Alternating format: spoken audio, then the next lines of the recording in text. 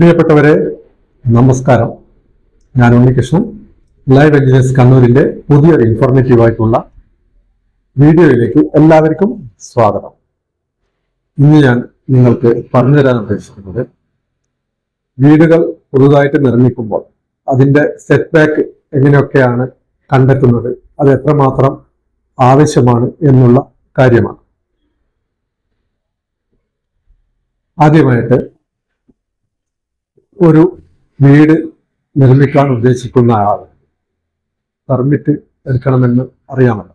ആ പെർമിറ്റ് എടുക്കുമ്പോൾ നമുക്ക് ആവശ്യമായ സെറ്റ് ബാക്ക്, നിലവിൽ നിങ്ങളുടെ പ്ലോട്ടിന്റെ ഭാഗത്തുകൂടി ഒരു നോട്ടിഫൈഡ് റോഡ്, അത് PWD റോഡാവാം, പഞ്ചായത്ത് റോഡാവാം, കോർപ്പറേഷന്റെ റോഡാവാം, അങ്ങനെയുള്ള റോഡാവാം, നോട്ടിഫൈഡ് റോഡ് പോകുന്നുണ്ടെങ്കിൽ ആ റോഡ് അരികിൽ നിന്നും, അതായത് നിങ്ങളുടെ അതിരും ആ റോഡും അതിര് പങ്കിടുന്നുണ്ടെങ്കിൽ ആ അതിരിൽ നിന്നും 3 മീറ്റർ വീതിയിൽ സെറ്റ് ബാക്ക് ഒഴിവാക്കേണ്ടതാണ്. അത് മുൻഭാഗമായാലും വശങ്ങളിലായാലും പിറകുവശമായാലും ഒക്കെ ഒരേ നിയമം തന്നെ. 3 മീറ്റർ വിട്ട് മാത്രമേ കെട്ടിടം പണിയാൻ പാടുള്ളൂ. അതേസമയം നോട്ടിഫൈഡ് ചെയ്യാത്ത പ്രൈവറ്റ് റോഡുകളാണെങ്കിൽ, ഇടവഴിയായാലും പ്രൈവറ്റ് റോഡായാലും ഒക്കെ അതിൽപ്പെടും. 6 മീറ്റർ കുറഞ്ഞ വീതിയുള്ള റോഡുകളാണ് ഉദ്ദേശിച്ചത്. 6 മീറ്റർ കൂടുതൽ വീതിയുള്ള റോഡുകളാണെങ്കിൽ പ്രൈവറ്റ് റോഡായാലും ഈ നേരത്തെ പറഞ്ഞ നോട്ടിഫൈഡ് റോഡിന്റെ അത്രയും വീതി നിങ്ങൾ സെറ്റ് ബാക്ക് ആയിട്ട് വശങ്ങളിൽ വിടേണ്ട കാര്യം. നോട്ടിഫൈഡ് ചെയ്യാത്ത റോഡുകളാണെങ്കിൽ, അതായത് ഇടവഴി ഉൾപ്പെടെ 2 മീറ്റർ കെട്ടിടത്തിൽ നിന്നും 2 മീറ്റർ സെറ്റ് ബാക്ക് ഉണ്ടായിരിക്കണം. അത് മുൻഭാഗമായാലും പിറകുവശമായാലും വശങ്ങളിലായാലും എല്ലാം ഒരേ നിയമമാണ്. ഇനി നിങ്ങൾ നിർമ്മിക്കുന്ന വീടിന്റെ വശങ്ങളിൽ റോഡുകളൊന്നും ഇല്ല, മറ്റൊരു പ്ലോട്ടാണ് ഉള്ളത് എന്ന് കരുതുക. അങ്ങനെയാണെങ്കിൽ മുൻവശത്ത് ശരാശരി 3 മീറ്റർ, ശരാശരി 3 മീറ്റർ എന്ന് പറയുമ്പോൾ മിനിമം ഒരു ഭാഗത്ത് 1.80 എങ്കിലും ഉണ്ടായിരിക്കണം. അതുപോലെ വശങ്ങളിൽ മിനിമം 1 മീറ്റർ ഉണ്ടായിരിക്കണം. അതായത് ഒരു വശം അതേപോലെ തന്നെ മറ്റേ വശം. അതുപോലെ തന്നെ പിറകു വശമാണെങ്കിൽ ശരാശരി 1.50 മീറ്റർ ഉണ്ടായിരിക്കണം. മിനിമം 1 മീറ്റർ മതിയാവും.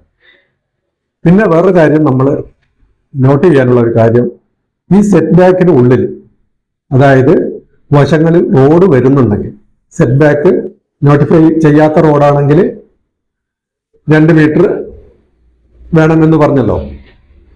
ആ 2 മീറ്ററിനുള്ളിൽ റോഡ് ഉണ്ടെങ്കിൽ മാത്രമേ 2 മീറ്ററിനുള്ളിൽ ഒരു നിർമ്മാണ പ്രവൃത്തിയും ചെയ്യാതിരിക്കുന്നതാണ് നല്ലത്.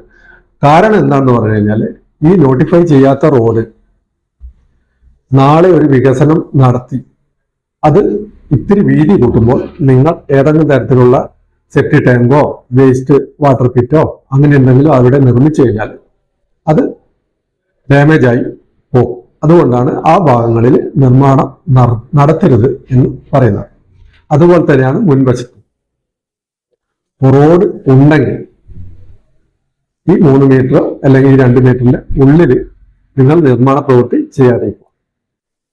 അതേസമയം മറ്റൊരു പ്ലോട്ട് ആണെങ്കിൽ വശങ്ങളിലും പിറകുവശവും നിങ്ങൾ ഈ സെറ്റ് ബാക്കിൽ സെപ്റ്റി ടാങ്കോ മറ്റുള്ള കാര്യങ്ങളോ ചെയ്യുന്നതിനെ കൊണ്ട് പ്രശ്നമില്ല.